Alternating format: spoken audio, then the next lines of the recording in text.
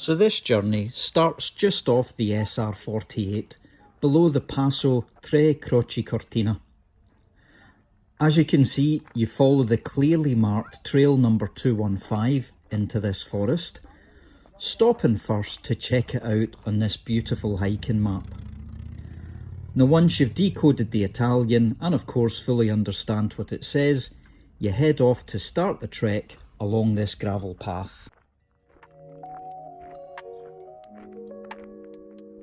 When you enter the forest, if you look carefully around you, you'll spot these concrete structures, which it turns out are World War II bunkers. Well, I mean, we are right on the borders of various countries here, and right in the heart of Lee Marvin and Rod Steiger Hollywood movie territory. A bit further along the trail, you have to squeeze through this narrow gate, which probably's got more to do with stopping stray animals than enemy forces. As you follow the trail along, every now and then the view opens up to magnificent scenery like this. Now this is what a trip to the Dolomites is all about. Look at those views.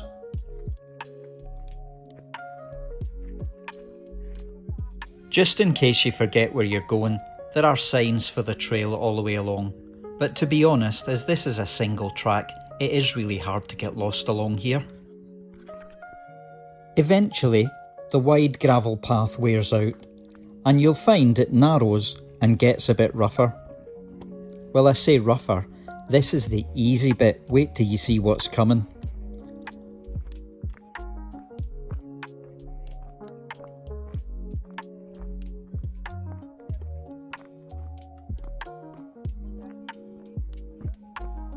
But don't lose heart, all you need to do is keep walking and make sure you take time to stop and take in these wonderful views.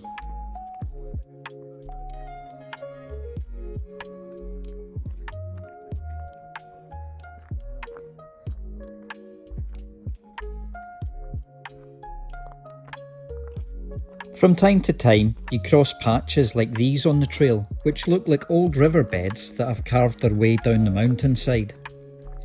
You might have to stand still and move to the side to let groups or people with dogs come past, so as not to lose your footing on the loose rocks, but as soon as they've gone, you can carry on again.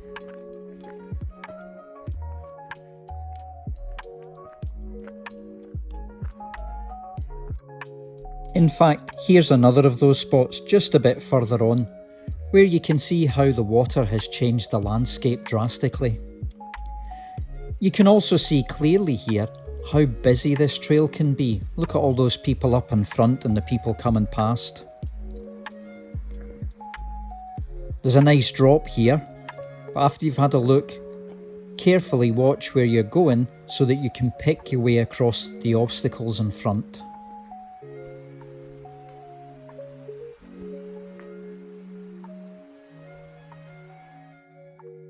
After the waterfalls, you're back in the forest for a while, and you're reminded that you're on quite a hill. This bit doesn't look particularly steep, but actually I was beginning to feel it in my breathing.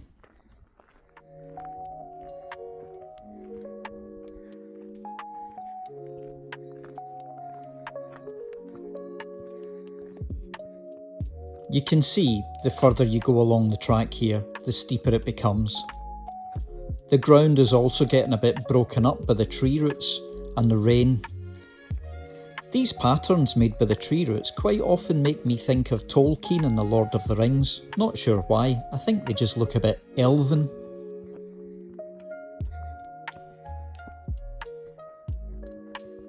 Here you can see how 1, narrow and 2, busy this trail often gets, and you'll often find yourself in a queue of people or stepping up off the trail to let people come past.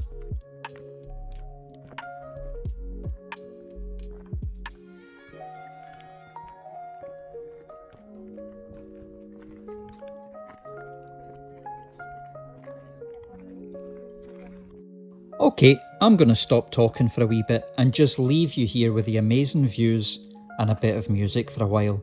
Enjoy the walk.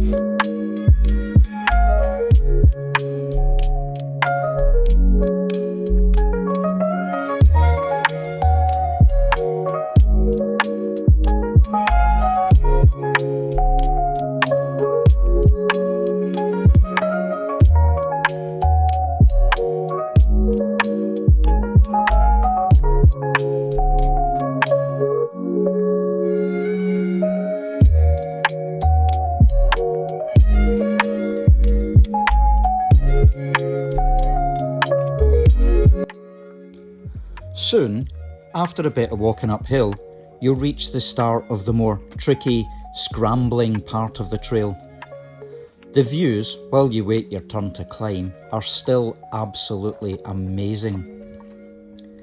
Now if you begin to doubt yourself on this bit where it gets a bit treacherous and a bit steep, take heart from this dog up in front who seemed to just saunter up these bits no problem and still managed to look really happy.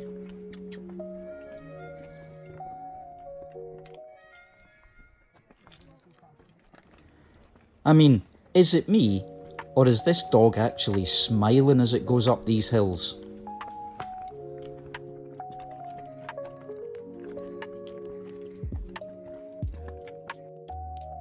Here I had to put the camera down and I missed one of the most exciting bits of the walk.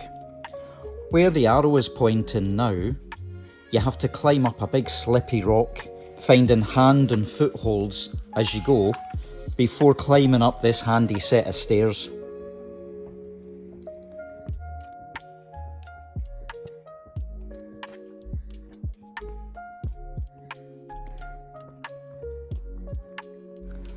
As you'll see, we're now on the tricky part of the trail.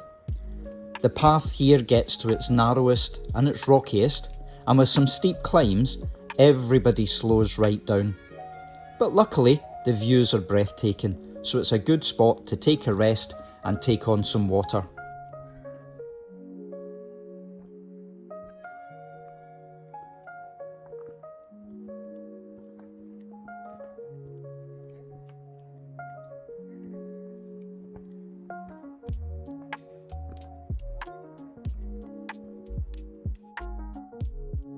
Here's another tricky bit to negotiate.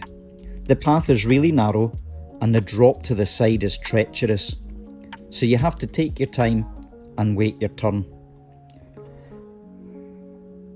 And when you do get going, use this metal rope to get you across the slippy rocks. Funnily enough, on the descent, this had all dried out a bit, and so it was easier second time around.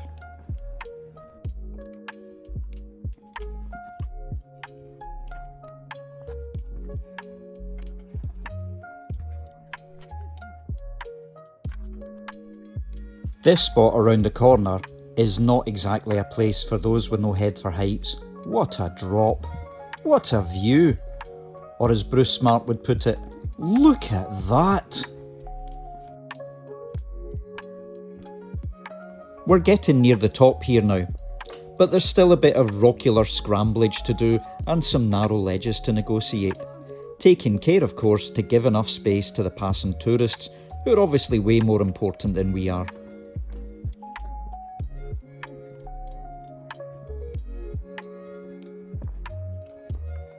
But don't worry, it's all doable if you take your time and enjoy the views, just like Fido was doing up in front of us here.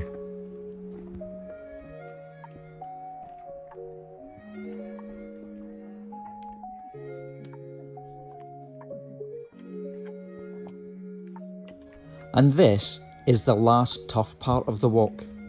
You got to scramble up these rocks and head over to another handy set of stairs, and those, thankfully, will lead you to the last stretch.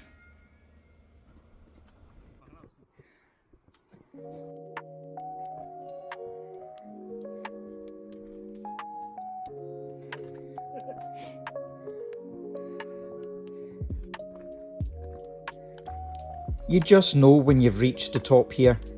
Everything seems to just level out and open up around you, and the trees seem a bit smaller too.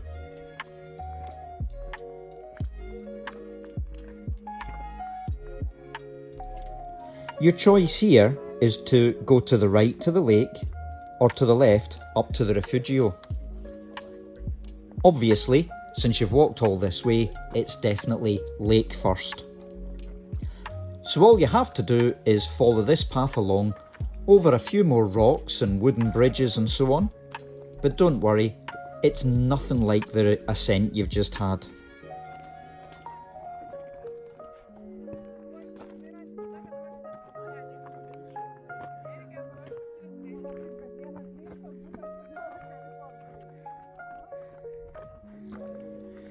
Keep going past this sign and soon you'll be rewarded with the view that you came for.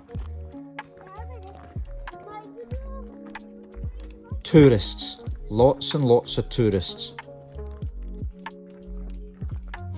Actually no, I mean Lake Sorapis.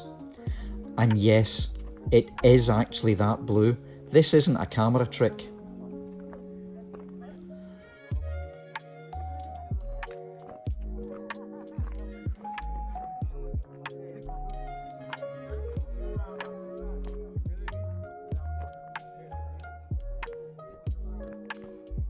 Now all that's left is for you to pose for a few selfies and head up to the Refugio for a refreshing drink before your descent.